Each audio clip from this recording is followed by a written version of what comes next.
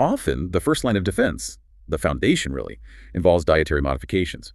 Probably the most scientifically supported dietary approach for IBS is the low FODMAP diet. Right, we mentioned FODMAPs earlier as potential triggers. How does this diet work? So it's a temporary elimination diet. You significantly reduce foods high in those fermentable carbs, the FODMAPs, for a period, typically a few weeks. The goal is to see if symptoms improve. If they do, you then systematically reintroduce different FODMA groups one by one in small amounts. This helps you identify which specific FODMAPs are your personal triggers and how much you can tolerate.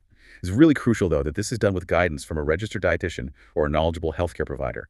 It's quite complex and restrictive, and it's not meant to be a forever diet. Okay, so elimination, then careful reintroduction. What about fiber? That seems counterintuitive sometimes. Can it help or hurt? Good question. Fiber is interesting. Soluble fiber, the kind found in things like psyllium husk, oats, and some fruits, often helps both constipation and diarrhea. It forms a gel, can bulk up stool in diarrhea, and soften it in constipation.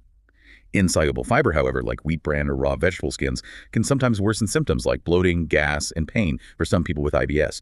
So it's often about finding the right type and amount of fiber, which might take some trial and error. Soluble fiber is usually the better starting point. Makes sense. And beyond specific types of food, what about just general eating habits? Yes, regular meal patterns seem to help avoiding skipping meals or eating very large meals. And of course, identifying and avoiding specific trigger foods that you notice consistently cause problems.